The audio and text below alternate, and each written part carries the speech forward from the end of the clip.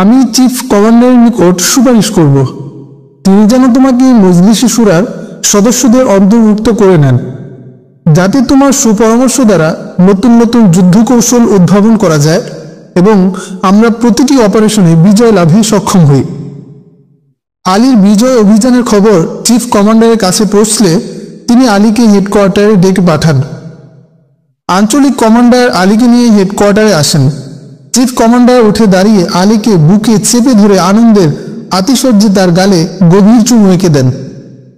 আনুষ্ঠানিক কুশলাদি জিজ্ঞাসার পর হাত ধরে আলীকে কাছে বসিয়ে ঐতিহ্যবাহী সিন চা পান করতে দেন।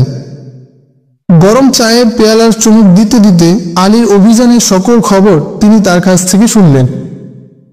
এরপর বললেন, আলী, প্রথম দিনই আমি তোমার মাঝে সাহস ও প্রতিভার আভাস পেয়েছিলাম। আমি তখনই মনে করেছিলাম এ ছেলে বড় হয়ে একদিন মুজাহিদদের খুব বড় কমান্ডার হবে। আজ আমার ধারণা সত্যি পরিণত হলো। তোমার হিম্মত ও বিচক্ষণতা দেখে আমি আনন্দিত। এখন তোমাকে এক বিশেষ জরুরি কর্মস্থানের দায়িত্ব দেব। আশা করি তুমি তা সফলতার সাথে সম্পাদন করতে সক্ষম হবে। আলী বিনীতভাবে বলল, আপনি যে প্রশংসা করেছেন আমি তার যোগ্য নই, তবে আমার উপর কোনো গুরুত্বপূর্ণ দায়িত্ব অর্পণ করলে আমি অত্যন্ত খুশি হব এবং জীবন বাজি রেখে আমি তা সম্পাদন করতে চেষ্টা করব। কমান্ডার এবার আশ্বস্ত হয়ে বললেন, বহুত আচ্ছা। গর্দিজ সেনাবাহিনীতে মেজর ফৈয়াজ খান নামে একজন অফিসার আছেন, সে আমাদের লোক। তার কাছে আমার এক পয়গাম পৌঁছিয়ে তার জবাব নিয়ে আসতে হবে। গর্দিজের নিকটবর্তী মার্কাজের দুজন কমান্ডারকে এ দায়িত্ব দেওয়া হয়েছিল, কিন্তু তারা তাকে তালাশ করে বের করতে ব্যর্থ হয়েছে। গত 2 মাস ধরে তার সাথে আমাদের যোগাযোগ বিচ্ছিন্ন। হতে পারে তিনি গ্রেফতার হয়েছেন। তার সকল তথ্য জানা আমাদের একান্ত প্রয়োজন। আমাদের বিশেষ গোয়েন্দা সার্ভিসের সে একজন একনিষ্ঠ কর্মী। অতএব বুঝতে পারছো তার সাথে যোগাযোগ করার গুরুত্ব কত বেশি। গার্দিজ পৌঁছার পূর্বেই তার সম্পর্কে তথ্য সংগ্রহের চেষ্টা চালাবে। এ ব্যাপারে গার্দিজ শহরে আমাদের যারা হিতাকাঙ্ক্ষী রয়েছে তারা তোমাকে যথাসাধ্য সহযোগিতা করবে। এখান থেকে তুমি 5 জন মুজাহিদ সাথে নিয়ে গার্দিজের নিকটবর্তী ঘাঁটি মার্কাজে হায়দার যাবে। সেখানে অস্ত্র রেখে খালি হাতে তোমাকে শহরে প্রবেশ করতে হবে। হায়দার মার্কাজের কারো সাথে তুমি তোমার মিশন সম্পর্কে আলাপ করবে না। দুশ্মনদের গুপ্তচর তাদের মধ্যে লুকিয়ে থাকতে পারে। পরিণামে শহরে প্রবেশের সাথে সাথে তারা তোমাকে গ্রেফতারও করতে পারে। মুজাহিদদের এই মার্কাজ থেকে 6 দিনের দূরত্বে গার্দিজের অবস্থান। এ শহরে 50,000 লোকের বসবাস। গার্দিজ আফগানিস্তানের পাকতিয়া প্রদেশের রাজধানী। সামরিক দিক দিয়ে গার্দিজের গুরুত্ব অপরিসীম। এখান থেকে গার্দিজের পথ অত্যন্ত বিপদ সংকুল। পথে ঘন জঙ্গল, উঁচু পাহাড়, মধ্যে মধ্যে বয়ে গেছে স্রোতস্বিনী পাহাড়ি ঝর্ণা। উপরন্ত অবিরামভাবে চলছে জঙ্গি বিমানের বোমাবর্ষণ। পথে পথে দুশ্মনদের গুপ্তচর ও রুশ সেনাদের পোস্ট রয়েছে। তবে আলীর বিগত 5 বছর এ নিয়ে কেটেছে বিধায় তার কাছে এ সফর অতি মামুলি বলে মনে হলো। আলী ও তার সফরসঙ্গীরা হালকা অস্ত্র, শুকনো রুটি, কিসমিস এবং সামান্য বিছানাপত্র নিয়ে এ বিপদ সংকুল পথে রওনা হলো। 2 দিন চলার পর এক উঁচু পাহাড়ের চূড়ায় উঠে গাছের ছায়ায় তারা ঘুমাচ্ছিল। এমন সময় পাহাড়ের অপর পাশ থেকে গড় গড় আওয়াজ শুনতে পায়। আলী সাথীদের নিয়ে দ্রুত একটি পাথরের আড়ালে এসে দাঁড়ায়। পাহাড়ের নিচের এক গ্রামে রুশ সৈন্যরা প্রবেশ করেছে। ট্যাঙ্ক ও সাজোয়া গাড়িতে গ্রাম ভরে গেছে। গ্রামে চরম ধ্বংসযজ্ঞ চলছে। অধিকাংশ ঘরে আগুন জ্বলছে। বহু নিষ্পাপ সরল মানুষকে হত্যা করা হয়েছে। তাদের ঘর বাড়ি জ্বালিয়ে দিচ্ছে জালিমরা। আলীর মনে সেই দিনের কথা স্মরণ হলো, যেদিন রুশিরা আলীদের গ্রামে হামলা করে তার মা ও ফুফুকে শহীদ করেছিল। এই বিভৎস দৃশ্য দেখে আলীর ভীষণ কান্না আসে। তার হৃদয়ে প্রতিশোধের আগুন দাও দাও করে জ্বলে ওঠে। আলী তার সাথীদের বলল, আজ আমার কাছে ভারী অস্ত্র থাকলে রুশদের জব্বর শিক্ষা দিয়ে ছাড়তাম।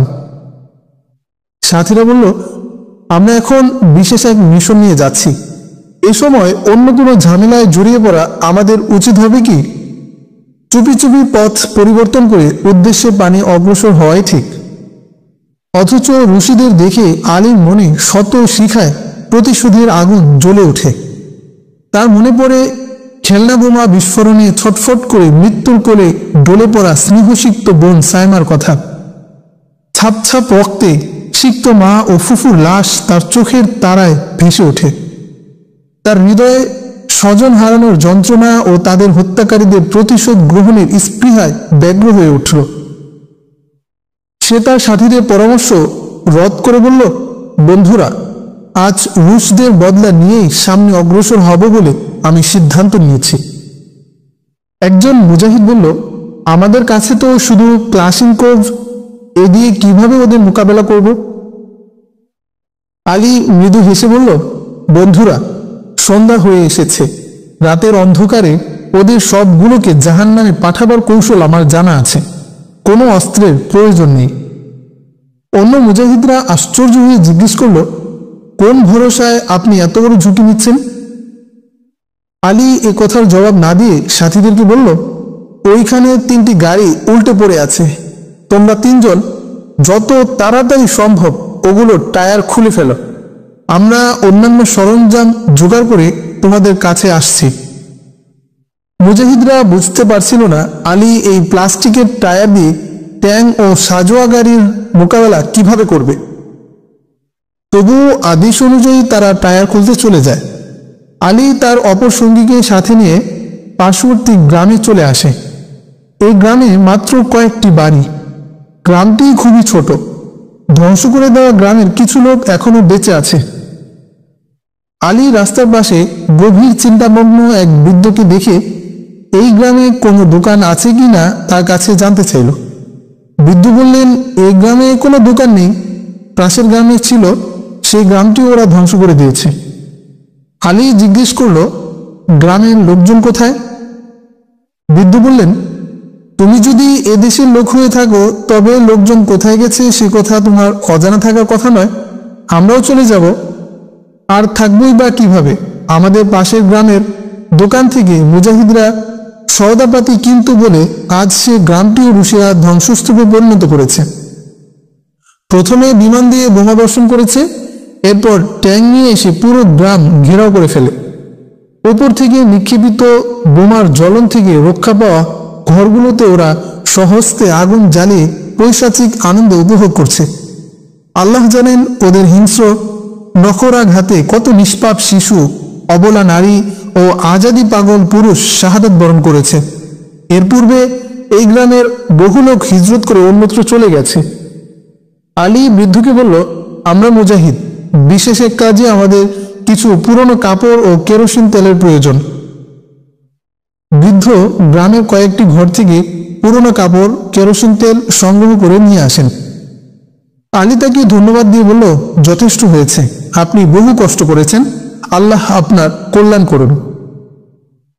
আলী ও তার সাথী তেল ও পুরনো কাপড় নিয়ে পাহাড়ে চলে আসে, কিন্তু অপর 3 সাথী টায়ার নিয়ে তখনও ফেরেনি।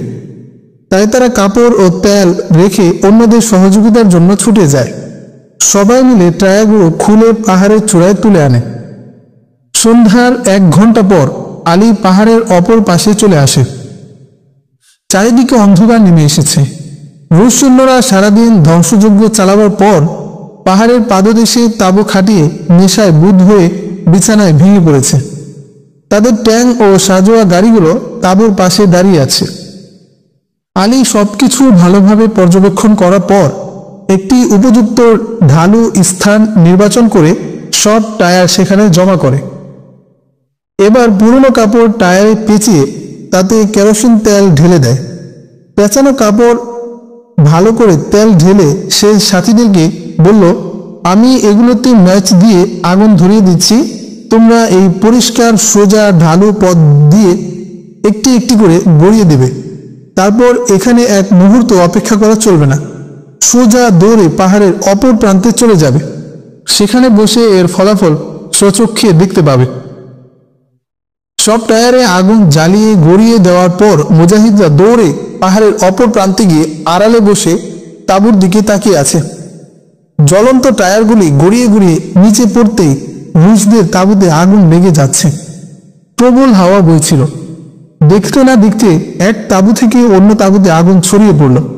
প্রচণ্ড আগুন তাঁবুর আশেপাশে দাঁড়ানো ট্যাঙ্ক ও সাজোয়া গাড়িতে লেগে গেল। গাড়িতে রাখা গোলা বারুদ আগুনে উত্তপ্ত হয়ে প্রচণ্ড শব্দে বিস্ফোরিত হতে লাগল।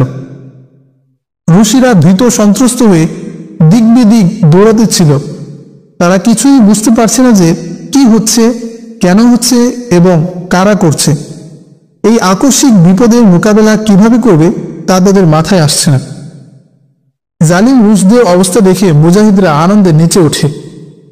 কয়েক মিনিট পর বিকট বিস্ফোরণ শুরু হলে মনে হলো যেন কিয়ামত শুরু হয়ে গেছে। আগুনে রুশদের গোলা বারুদের গাড়ি জ্বলতে থাকলে তার মধ্যে রাখা ভারী ভারী গোড়াগুলো প্রচণ্ড আওয়াজে ফাটতে শুরু করে। আগুনের আলোতে নিচে সব কিছু পরিষ্কার দেখা যাচ্ছে। রুশিদের তুলতুলে সাদা শরীরগুলো তাদেরই গোলার আঘাতে টুকরো টুকরো হয়ে যাওয়ায় উঠতেছিল। কয়েকজন অফিসার জীবন বাঁচাতে পাহাড়ের দিকে ছুটে আসলে আলী ও তার সঙ্গীরা সিঙ্গেল শট গুলি ছুঁড়ে ওদের পাখির মতো মজা করে হত্যা করে। ওরা গুলি খেয়ে তরপাতে তরপাতে পাহাড়ের উপর থেকে গড়িয়ে নিচের জ্বলন্ত আগুনের মধ্যে গিয়ে পড়ে। হঠাৎ তারা পাহাড়ের অপর প্রান্ত থেকে গুলির আওয়াজ শুনতে পায়। আলী ভাবল মুজাহিদদের কোনো গ্রুপ হয়তো অপর দিক দিয়ে হামলা শুরু করেছে। তবুও সে সাথীদের হুঁশিয়ার করে দিয়ে বলল, বেঁচে যাওয়া সৈন্যরা আমাদের উপর আক্রমণ করতে পারে। আক্রমণ করলে ওদের কাউকে জীবিত পালিয়ে যাওয়ার সুযোগ দেওয়া যাবে না। একথা বলতে না বলতে কয়েকজন রুশ সৈন্য এদিকে হামলা চালায়। আলী ও তার সাথীরা ক্লাশিনকোভের ব্রাশ ফায়ারে তাদের ঝাঁঝরা করে দেয়। রুশিদের পক্ষ থেকে আর কোনো আক্রমণের সম্ভাবনা নেই। তাদের দম্ভ চূর্ণ হয়েছে। এতক্ষণে ওদের অস্তিত্ব আগুনে পুড়ে ছাই হয়ে গেছে। কোন দিক থেকে আর কোন গুলির আওয়াজ শুনতে না পেয়ে আলী অত্যন্ত সতর্কতার সাথে নিচে নেমে আসে। তাঁবুর নিকটবর্তী এসে সে এক ধরনের সংকেত বাজালো। কোনো মুজাহিদ কমান্ডার ছাড়া অন্য কেউ সে সংকেতের অর্থ বুঝতে পারে না। অপর পাশ থেকে সংকেতের জবাব এলো, বলল, তোমরা নির্ভয়ে চলে এসো। আলী নিচে এসে মুজাহিদদের সাথে মিলিত হলো। তারা ইতিমধ্যে 100 মতো রুশ সৈন্যকে গুলি করে মেরেছে আর সমান সংখ্যক জীবনে বেঁচে থাকার আশায় মুজাহিদদের নিকট আত্মসমর্পণ করেছে। আগুনে যারা পুড়ে মরেছে তাদের হিসাব তখনও করা হয়নি। অন্য গ্রুপের মুজাহিদরা আলীকে জানালো, আমরা ওদের উপর আকস্মিক আক্রমণের প্রস্তুতি নিচ্ছিলাম। এমন সময় পাহাড়ের উপর থেকে আগুনের বড় বড় কুণ্ডুলি রুশদের তাঁবুর উপর পড়তে দেখলাম। দেখতে না দেখতে সকল তাঁবুতে আগুন ছড়িয়ে পড়ল। তাদের মজুত করা পেট্রোল ও গোলায় আগুন ধরল। প্রাণের ভয়ে রুশ সৈন্যরা যে যেদিকে পারল পালাতে থাকল। আমাদের মুজাহিদরা পূর্বেই পরীক্ষা বানিয়ে পজিশন নিয়ে বসেছিল। রেঞ্জের মধ্যে আসতেই তারা ব্রাশ ফায়ারে দুশ্মনদের কপুকাত করছিল। বাকিরা অস্ত্র ফেলে আত্মসমর্পণ করেছে। আলী এবার তাদের নিকট আগুনের কুণ্ডলীর রহস্য বর্ণনা করে। তার কৌশলের কথা শুনে স্থানীয় মুজাহিদ কমান্ডার তাকে বুকে জড়িয়ে ধরে বলল, যে দেশে আপনার মতো সাহসী নওজোয়ান ও বুদ্ধিমান মুজাহিদ থাকবে সে দেশের মানুষকে কেউ দাসত্বের শিকল পরাতে পারবে না কোনোদিন। এরপর মুজাহিদরা মালে গনিমত জমা করল। 200 অক্ষত ক্লাশিনকোভ ও 3টি ট্যাঙ্ক গনিমতে পাওয়া গেল। 17টি ট্যাঙ্ক, 50-এরও বেশি ট্রাক ও সাজোয়া গাড়ি জ্বলে নষ্ট হয়ে গেছে। স্থানীয় কমান্ডার আলীকে বলল, আমাদের কাছে নগদ অর্থ নেই, আপনারা মার্কাজে চলুন, সেখান থেকে আপনাদের গনিমতের সম্পূর্ণ অংশ আদায় করে দিব। আলী বলল, আমাদের গনিমতের প্রয়োজন নেই, আমরা কোনো ব্যক্তি স্বার্থে এই কাজ করিনি। আমাদের জরুরি কাজ আছে, খুব সকালে আমাদের বিদায় নিতে হবে। আলীর বারবার আপত্তি সত্ত্বেও স্থানীয় কমান্ডার আলীকে কিছু নগদ টাকা গ্রহণ করতে বাধ্য করে। রাতটি স্থানীয় মুজাহিদদের সাথে কাটিয়ে সকালবেলা আলী তার সাথীদের নিয়ে সামনে অগ্রসর হয়।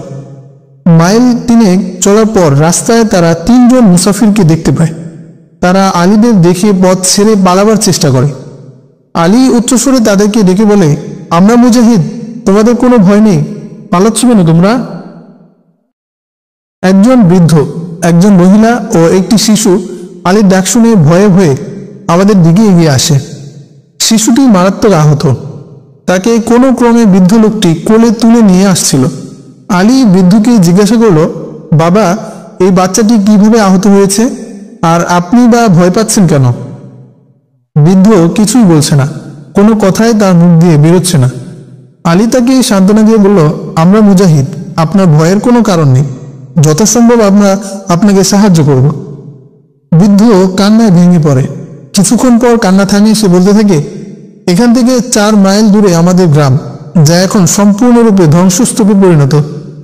গতকাল ভোরে আমরা নামাজ পড়ে ঘরে ফিরছিলাম, এমন সময় আকাশে 5টি রুশি বিমান দেখা গেল। বোমারু বিমান দেখে গ্রামবাসীরা নিরাপদ ব্যাংকারে পৌঁছার পূর্বেই রুশিরা বোমাবর্ষণ শুরু করলো। এত বেশি বোমাবর্ষণ হচ্ছিল যে অধিকাংশ লোক ঘরে রয়ে গেছে, পাহাড়ের গুহায় আশ্রয় নেওয়ার সুযোগও তারা পায়নি। অত্যন্ত শক্তিশালী বোমাবর্ষণে সমগ্র গ্রাম মিসমার হয়ে যায়। বিষাক্ত নাপাম বোমা এখানে সেখানে আগুন জ্বালিয়ে দেয়। শত শত লোক বোমার আঘাতে ঘর চাপা পড়ে শহীদ হয়ে যায়। বিমান আকাশ ছেড়ে যাওয়ার পূর্বে গ্রাম ঘিরে দাঁড়িয়ে থাকা সৈন্যরা গোলা বর্ষণ শুরু করে। যখন তাদের ধারণা হলো আর কেউ জিন্দা নেই, তখন তারা গোলা বর্ষণ বন্ধ করে এবং গ্রামে প্রবেশ করে ভাঙ্গা ঘরবাড়ির মধ্যে তল্লাশি চালায়।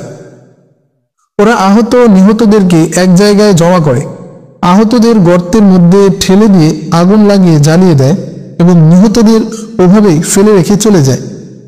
আমরা যারা কোনো ক্রমে পাহাড়ের গুহায় আশ্রয় নিয়ে বেঁচেছিলাম, সৈন্যরা চলে যাওয়ার পর গ্রামে এসে শহীদদের লাশ দাফন করার জন্য ব্যস্তভাবে কবর খুঁড়ছিলাম। কিন্তু শহীদদের কোনো লাশ তুলতেই প্রচণ্ড শব্দে মাইন বিস্ফোরিত হচ্ছিল, তাতে আরো কয়েকজন মারা যায়। এরপর ভীত সন্ত্রস্ত হয়ে আমরা গ্রাম ছেড়ে পালিয়ে আসি। আমরা জানি না যে লাশগুলো কেন বিস্ফোরিত হচ্ছিল। লাশ বিস্ফোরিত হওয়ার ঘটনা এর আগে আর কখনো দেখিনি ও শুনিনি। শহীদদের লাশ ওঠাতে আমার পুত্র শহীদ হয়েছে, আমার নাতি এতিম হয়েছে। গত রাত পাহাড়ে কাটিয়ে আমরা 2-3 জন করে দল বিভক্ত হয়ে রওনা হয়েছি। একত্রে অনেক লোক দেখলে রুশি বিমান বোমা বর্ষণ করে সবাইকে মেরে ফেলতে পারে। বৃদ্ধের কথা শুনে আলী আফসোস করে বলল, আমাদের কি দুর্গতি, আজ আমরা প্রিয়জনদের লাশও দাফন করার সুযোগ পাচ্ছি না। আলী বৃদ্ধকে জিজ্ঞেস করল, আপনাদের উপর এত নির্যাতন কেন করা হলো, আপনাদের কি অপরাধ ছিল? আমাদের গ্রামের কিছু যুবক মুজাহিদদের সাথে যোগ দিয়েছে এবং মুজাহিদরা গ্রামে আসলে মহিলারা তাদের মেহমানদারি করে, রান্না করে খাওয়ায় এবং আশ্রয় দেয়। এই হলো অপরাধ, এছাড়া আমরা অন্য কিছু করিনি। আলী প্রথমে শিশুটির জখমের উপর পট্টি বেঁধে দেয়, তারপর বৃদ্ধকে সম্বোধন করে বলে, আপনাদের গ্রামে আমাদেরকে নিয়ে চলুন, আমরা শহীদদের দাফন করব। বৃদ্ধ বললেন, না বেটা, আমি তোমাকে এই কাজ করতে দেব না। যেই লাশ ধরেছে সেই বিস্ফোরণে শহীদ হয়েছে। আলী বৃদ্ধকে বুঝিয়ে বলল, আমি প্রশিক্ষণপ্রাপ্ত মুজাহিদ, বারুদের মাইন খুলে নিতে আমার কোনো অসুবিধা হবে না। বৃদ্ধ এবং আলীর সঙ্গীরা আলীকে এমন বিপজ্জনক কাজ করতে বারণ করল, কিন্তু আলী নিজ সিদ্ধান্তে অনড়। অবশেষে বাধ্য হয়ে বৃদ্ধ তাদের নিয়ে নিজ গ্রামের দিকে চললেন। গ্রামে পৌঁছে তারা দেখল এখনো কিছু লোক গ্রামে রয়ে গেছে। আলীকে দেখে সবাই তার কাছে জড়ো হলো।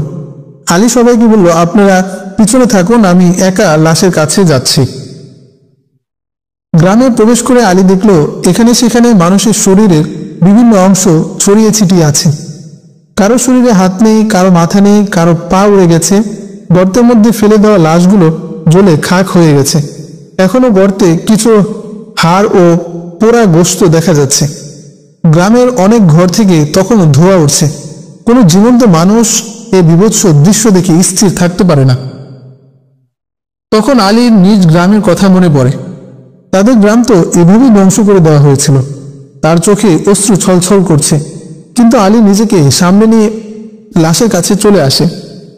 গ্রামের কয়েকজন বৃদ্ধ তখন পেছন থেকে চিৎকার দিয়ে বলছিল, বেটা, এখনো চলে এসো, লাশের গায়ে হাত দিও না।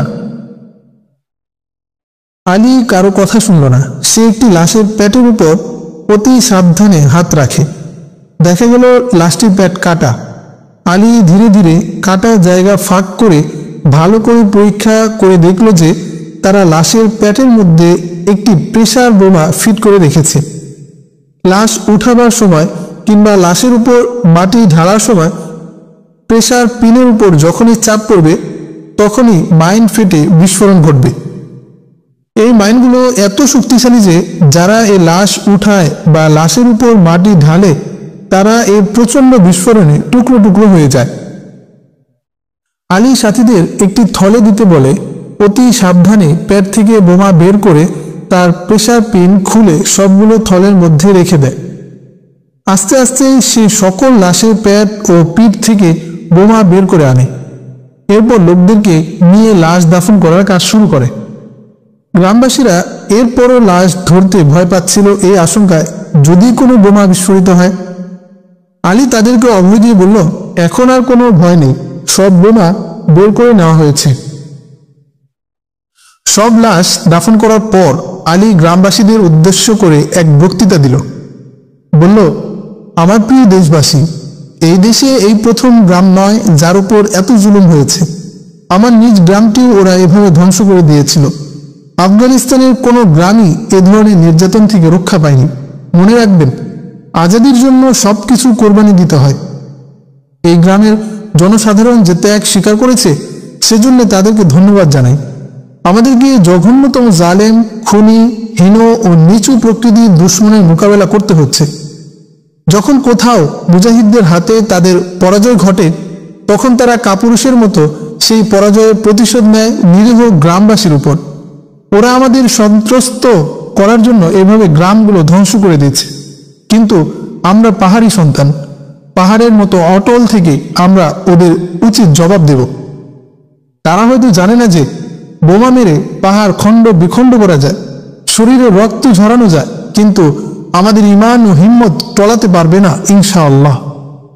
আমার ভাইরা, এই গ্রামবাসীর কোরবানি আমাদেরকে পয়গাম দিচ্ছে যে হয় স্বাধীনভাবে বেঁচে থাকো, নয় শহীদ মৃত্যুকে বরণ করো। এই শহীদদের জন্য কেঁদো না, বরং এদের ছুঁয়ে স্বাধীনতা সুরক্ষার শপথ নাও। এদের পথই কামিয়াবি ও আত্মসম্মানের পথ। আল্লাহ তাআলা ইরশাদ করেছেন, ওই লোকদের সাথে অর্থাৎ কাফেরদের সাথে যুদ্ধ করো, আল্লাহ তোমাদের হাতে ওদের শাস্তি দিবেন, ওদেরকে অপদস্থ করবেন এবং তাদের উপর তোমাদেরকে বিজয় দান করবেন। আলীর বক্তৃতা শেষ হওয়ার পূর্বেই বোমারু বিমান আবার গর্জে ওঠে। আলী সবাইকে নিয়ে দ্রুত পাহাড়ের গুহায় আশ্রয় নেয়। ওই রাত্রি আলী মজলুম গ্রামবাসীর সাথে কাটিয়ে তাদের সান্ত্বনা দিয়ে মনে সাহস যোগায়, তাদেরকে জিহাদে যোগদানের দাওয়াত জানায়। ফলে নওজোয়ানরা আলীর সাথেই যাওয়ার ইচ্ছা ব্যক্ত করে। আলী তাদেরকে হেডকোয়ার্টারে গিয়ে প্রথমে ট্রেনিং গ্রহণের পরামর্শ দেয়। পরদিন সকালে আলী তার সাথীদের নিয়ে আপন মঞ্জিলের দিকে অগ্রসর হয়। শহীদদের বুক থেকে তোলা পার্সোনাল বোমের থলেটি সে সাথে নেয়। একজন সাথী বলল, এই বোমার বোঝা বয়ে কি লাভ হবে? আলী বলল, এগুলো পথে কোথাও আমাদের প্রয়োজন হতে পারে, সময়ে এগুলো খুবই কাজে আসবে। এক মুজাহিদ বলল, যদি এগুলো রাস্তায় ফেটে যায় তবে আমরাই এর আঘাতে টুকরো টুকরো হয়ে যাব। আলী মুজাহিদদের কথা শুনে হাসল। তারপর তাদের বুঝিয়ে, যতক্ষণ পর্যন্ত এগুলো অন্য কোনো লাশের মধ্যে না ঢুকাবো ততক্ষণ পর্যন্ত এগুলো ফুটবে না, তাই নির্ভয়ে চলতে থাকো, এর দ্বারা কোনো বিপদের আশঙ্কা নেই।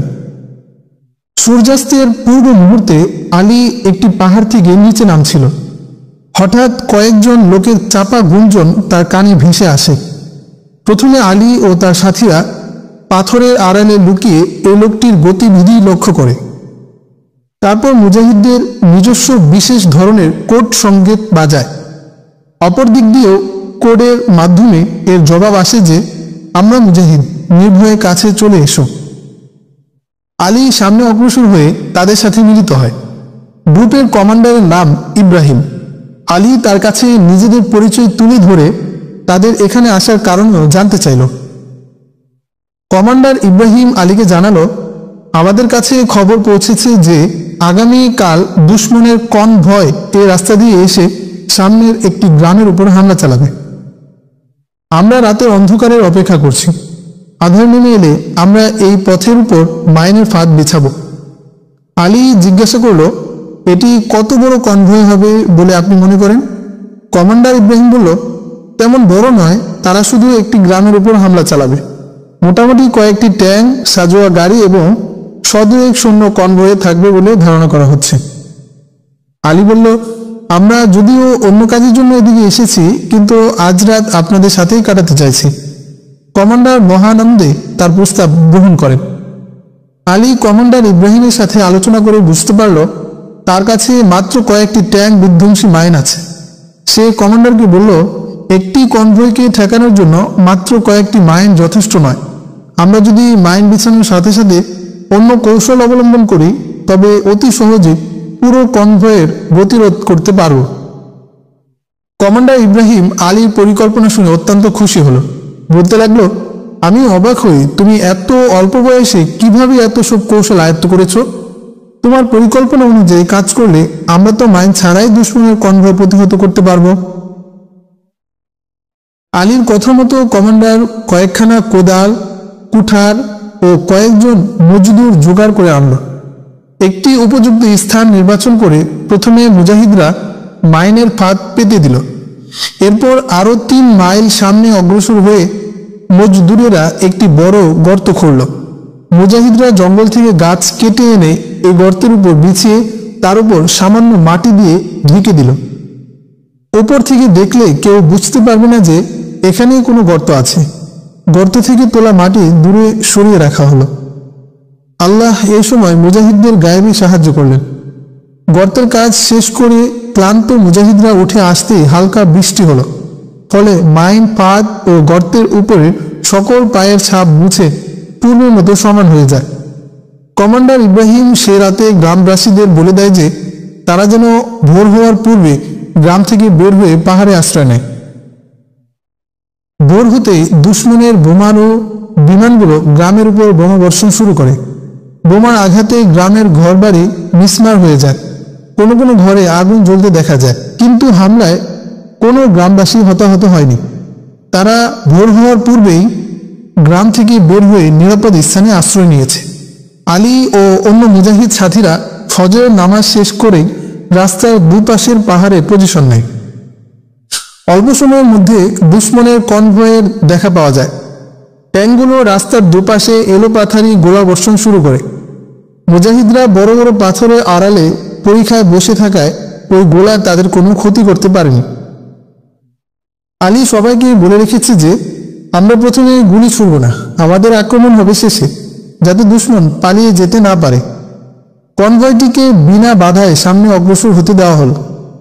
প্রথম ট্যাঙ্কটা মাইনের কাছাকাছি পৌঁছেই মুজাহিদদের হৃদকম্পন দ্রুত থেকে দ্রুততর হচ্ছিল। দেখতে না দেখতে ট্যাঙ্ক মাইনের উপর উঠে এলো। বিকট শব্দে মাইন বিস্ফোরিত হলো। ট্যাঙ্ক টুকরো টুকরো হয়ে গেল। সামনের ট্যাঙ্কের দুর্দশা দেখে পিছনের ট্যাঙ্কগুলি রাস্তার দুপাশের পাহাড়ে এলোপাথারি গোলা নিক্ষেপ করতে থাকে। অন্যান্য ট্যাঙ্কের লোকেরা বের হয়ে মৃতদের লাশ তুলে নেয়। এরপর তারা সতর্কতার সাথে মাইন ক্লিয়ারিং মেশিন দিয়ে ভালোভাবে রাস্তা পরিষ্কার করে সামনে অগ্রসর হয়। এবার গর্তের উপর দিয়ে দ্বিতীয় ট্যাঙ্কটি অগ্রসর হওয়ার সময় তার ওজনে কাঠের ছাদ মরমর করে ভেঙে পড়ে ট্যাঙ্কটি গর্তে গিয়ে নিচে পড়ে যায়। গর্তটা খোঁড়া হয়েছিল ঢালে। পরবর্তী ট্যাঙ্কের ড্রাইভার সামনের ট্যাঙ্কে গর্তের মধ্যে পড়তে দেখে কড়া ব্রেক করে নিজেকে বাঁচাতে চেয়েছিল, কিন্তু পথ ঢালু হওয়ায় এবং ব্রেক অত্যন্ত কড়া হওয়ায় ট্যাঙ্কটি উল্টে যায়। এরপর 3টি ট্যাঙ্ক বিকল হওয়ায় রাস্তা পর্যবেক্ষণ করার জন্য সৈন্যরা সাজিয়া গাড়ি থেকে নিচে নেমে পথ পরিষ্কার করার চেষ্টায় ব্যস্ত হয়।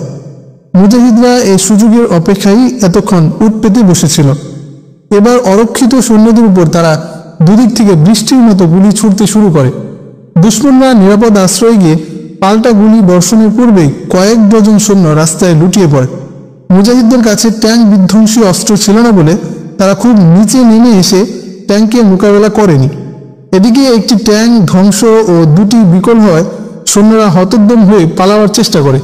তাদের গোলাবারুদ কমে এলে নিহত ও আহতদের গাড়িতে তুলে পিছনে পালিয়ে যায়। এই বিজয়ে কমান্ডার ইব্রাহিম অত্যন্ত খুশি হল। মুজাহিদদের আক্রমণ পরিকল্পিতভাবে সফল হওয়ায় দুশমনের জানমালের ব্যাপক ক্ষতি হয়েছিল। অপরদিকে মুজাহিদরা কোনো ক্ষয়ক্ষতি ছাড়াই দুশমনদের হটিয়ে দিতে সমর্থ হয়। কিন্তু আলী তেমন খুশি হতে পারেনি। সে এই ভেবে হৃদয়ে কষ্ট অনুভব করে যে যদি আমাদের কাছে আধুনিক মরণাস্ত্র থাকতো তবে কোনো দুশমন আজ জীবন নিয়ে পালাতে পারত না। দুপুরের দিকে আলী ও তার সাথীরা কমান্ডার ওমরের মারকাজে পৌঁছে গেল। প্রবেশপথে দাঁড়ানো পাহারাদারকে নিজেদের পরিচয় দেওয়ার পর সে তাদেরকে কমান্ডার ওমরের নিকট নিয়ে যায়।